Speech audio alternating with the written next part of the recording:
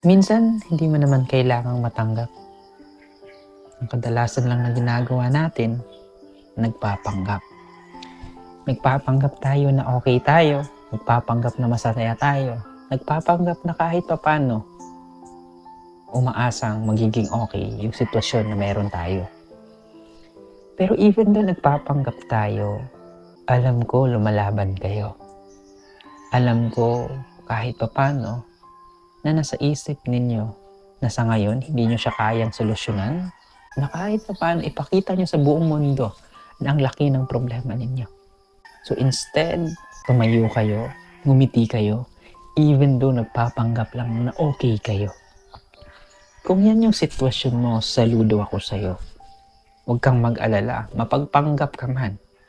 Ano man yung sabihin ng iba, kung narinig nila, nalaman nila na nagpapanggap ka lang, saludo pa rin ako sa'yo.